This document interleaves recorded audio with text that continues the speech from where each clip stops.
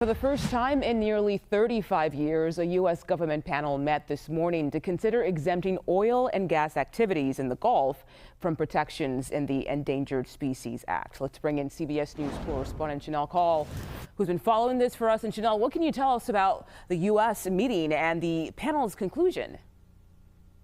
Well, Mugo, this is a rarely used U.S. government panel. They've been nicknamed the God Squad, and the last time they met, you mentioned this, was back in 1992. So why are they meeting today? Well, today the committee was looking at considering continuing oil and gas drilling operations in the Gulf, but without protections for endangered species. So a big decision. We heard from Defense Secretary Pete Hegseth. He was part of opening remarks here, and he basically was making the case that this is a matter of national security, he says. He also says any kind of litigation against this basically is standing in the way of supply, he said. Take a listen.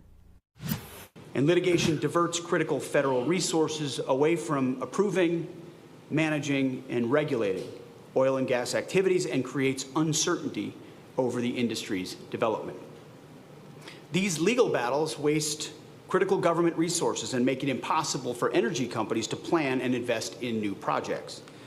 When development in the Gulf is chilled, we are prevented from producing the energy we need as a country and as a department.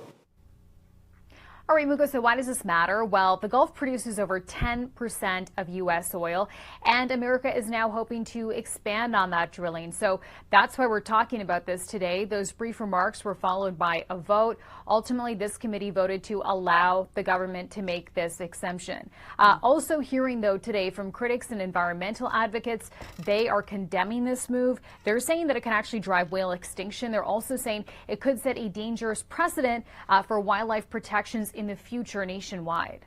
All right, Shanelle Kaul, thank you so much for joining us and for that reporting. Appreciate it.